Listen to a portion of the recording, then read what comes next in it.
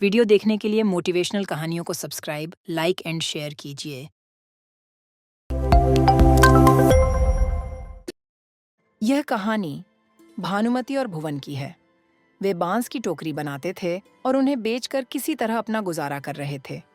उनके 2 बच्चे थे, राजू और रंजू। दोनों पास के स्कूल में पढ़ते थे। गरीब होने की वजह से स्कूल के बच्चे उनका मजाक बनाया करते थे। आ गए जी, कुछ मिला खाने को? बच्चे भूख से रोते रोते सो गए। मुझसे इनकी ये हालत और नहीं देखी जाती। शाम को मंदिर से थोड़ा प्रसाद मिला था, वही खिला के सुलाया है आज। कैसे चलेगा ये सब? पता नहीं ये दुख के दिन कब खत्म होंगे। अब तो प्रभु आपका ही सहारा है। प्लास्टिक आ जाने से बांस की टोकरी अब कोई नहीं लेता। आज भी खाली हाथ आया हूँ।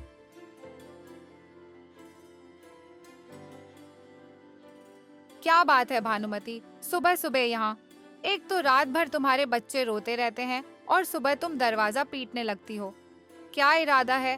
क्यों शांति से नहीं रहने दे रहे हो? वो बच्चे कल से भूखे हैं, इसलिए रो रहे हैं। कुछ आटा है तो दे दो ना बहन, घर में आते ही लौटा दूंगी। देखो भानुमति, तुम लोग किसी और के घर जाकर भीख मांगो। इस तरह कितना दिन चलता रहेगा? 4 बासी रोटी है, ले जाओ, कुत्तों को आज नहीं दूंगी। भानुमति रोटी लेकर घर पहुंची। बच्चों को रोटी में नमक लगाकर खिलाकर उन्हें स्कूल भेज दिया। राजू और अंजू कौन है? दोनों स्टेज पर आओ। तुम लोग 6 महीने से फीस नहीं भरे हो। मैली कुचैली ड्रेस क्यों पहन कर आए हो? और जूते कहाँ गए?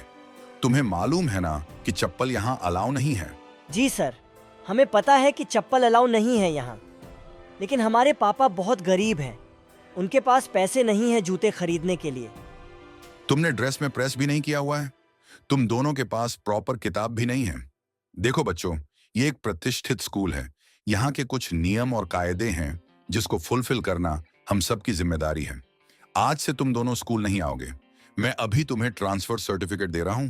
पापा से कहना कि सरकारी स्कूल में नाम लिखवा दें। राजू और रंजू दोनों रोते हुए घर पर आए। शाम में जब भुवन घर आया तो उसे पता चला कि उसके बच्चों को स्कूल से निकाल दिया गया है। भुवन स्कूल गया और प्रिंसिपल से मिलने के बाद पता चला कि उनकी फीस कभी समय पर नहीं आई थी। तुम्हारे बच्चों का पहनावा जोकर जैसा है। पैर में चप्पल जूता कभी नहीं पहन के आए। फटे पुराने बिना प्रेस किए हुए कपड़े, ऐसा हमारे स्कूल में नहीं चलता। मैंने उन्हें टीसी दे दी है। तुम इनका दाखिला किसी और स्कूल में कराओ। भुवन प्रिंसिपल की बेइज्जती से आहत होकर सड़क पर जा रहा था। तभी किसी ट्रक वाले ने उसे पीछे से टक्कर मार दी। टक्कर लगने की वजह से भुवन की उसी समय मृत्यु हो गई। पुलिस ने उसके शरीर को अस्पताल पहुंचवा दिया, जहां डॉक्टर ने उसे मरा हुआ घोषित कर दिया। भुवन के जाने के बाद उनकी स्थिति बद से बदतर हो गई। भानुमति, आज भुवन को मरे 3 महीने हो गए हैं। अब तो हम तुम्हें नहीं रख सकते। कुछ दिन की और मोहलत दे दीजिए। क्या होगा? रोज उधारी वाले गाली गलौज करते हैं। तुम आज किराया दो, नहीं तो घर खाली करो। आखिर में भानुमति ने बच्चों के साथ नानी के घर जाने का फैसला किया।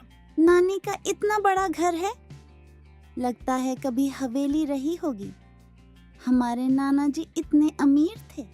हाँ बेटा, लेकिन तेरे नाना जी के पिताजी और तेरे नाना कुछ काम नहीं कर सके और बेच बेच कर जिंदगी चलाई।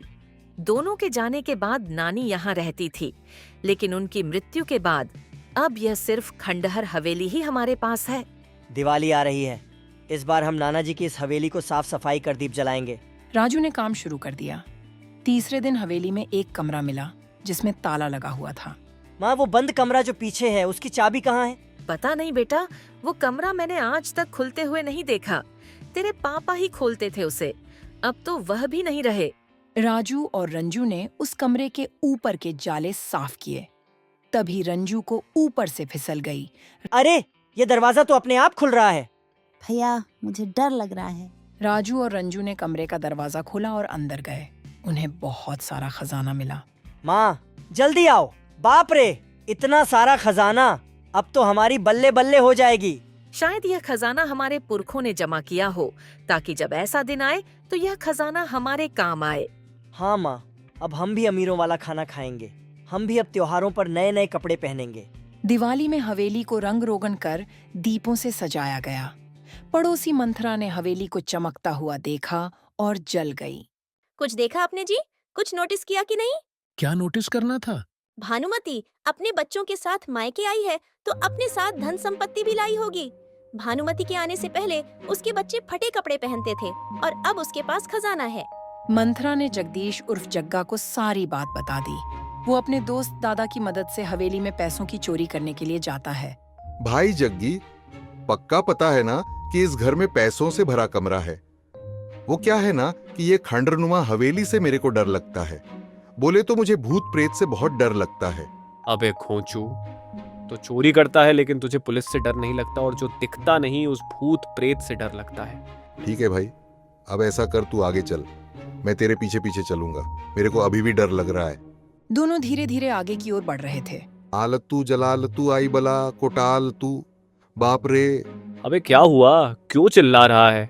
हम चोरी करने आए हैं, चौकीदारी नहीं कि जागते रहो। चिल्लाना शुरू कर दिया, मरवाएगा क्या? एक बार बोल दिया कि पीछे कोई नहीं है, फिर भी तुम डरे जा रहे हो। अरे ये तो जग्गी और दादा की आवाज है। रुको, मैं अभी पुलिस को फोन लगाता हूँ।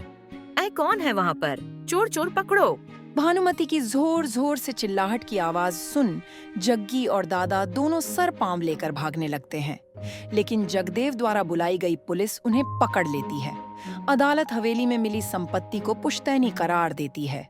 अब राजू और रंजू पढ़ने के लिए शहर से हटकर राज्य के सबसे बड़े स्कूल में पढ़ते हैं। वीडियो देखने के लिए मोटिवेशनल कहानियों को सब्सक्राइब, लाइक एंड शेयर कीजिए।